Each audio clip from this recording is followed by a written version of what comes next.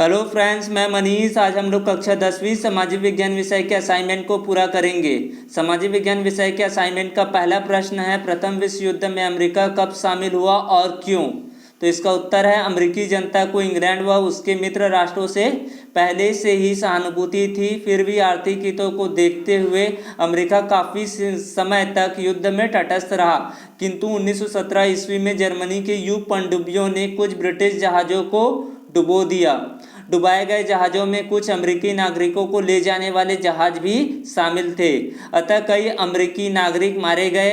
इस घटना के कारण 6 अप्रैल 1917 ईस्वी को संयुक्त राज्य अमेरिका ने जर्मनी के विरुद्ध युद्ध की घोषणा कर दी और अपनी सेनाओं सहित मित्र राष्ट्रों की ओर से युद्ध में शामिल हो गया।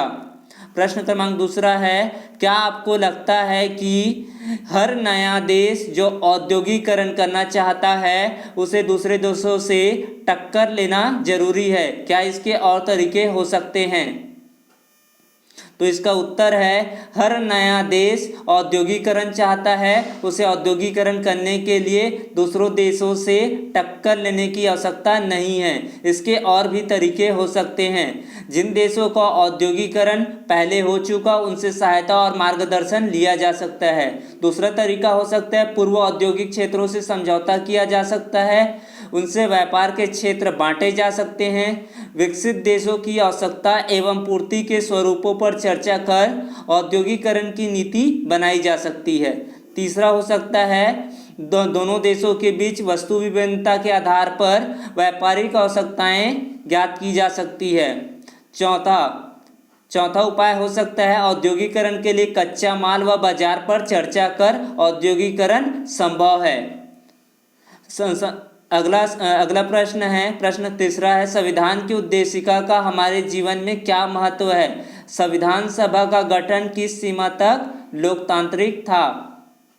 तो इसका उत्तर होगा, पहला होगा इच्छित अभिलाषा की पूर्ति। नागरिकों को जो अधिकार संविधान प्रदान करता है उससे व्यक्ति को विकास का पूर्ण अवसर मिलता है, जिससे वह व्यक्ति निर्माण व गौरव गरिमा में वृद्धि कर अपनी इच्छा पूर्ति कर सकता है।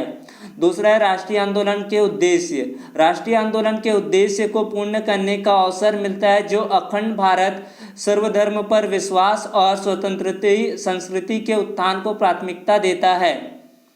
तीसरा है, शासन की नीतियों का आत्मसात। आत्मसात का मतलब होता है अपने अधिकार में करना। नागरिकों के प्रदत्त अधिकार और सुरक्षा समाहित है।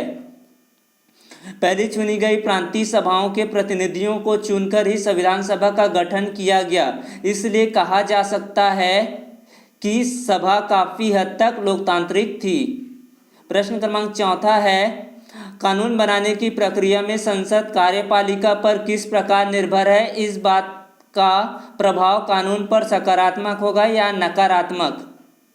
तो इस प्रश्न का उत्तर है, कानून बनाने की प्रक्रिया में संसद कार्यपालिका पर कई प्रकार से निर्भर करती है। बहुत प्रमुख तरीके निम्नलिखित है। पहला हो सकता है, प्रश्न पूछकर। संसद सदस्य किसी भी बिल के संबंध में प्रश्न पूछते हैं और उसका जवाब संबंधित मंत्री को सदन में देना होता है।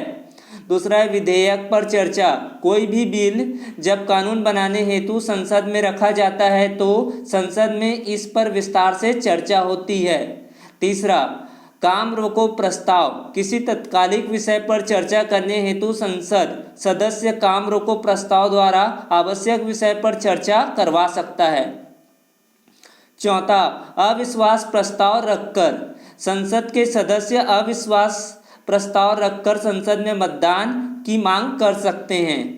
पांचवा होगा, बिल पर मतदान। कोई भी बिल संसद में तब तक पारित नहीं होता जब तक इस बिल के पक्ष में मतदान नहीं हो जाता है। यदि बिल किसी मंत्री द्वारा रखा गया है और वह बिल पारित नहीं होता है तथा यदि अविश्वास प्रस्ताव पारित हो जाता है तो पूरे मंत्रिमंडल को त्याग देना पड़ता है।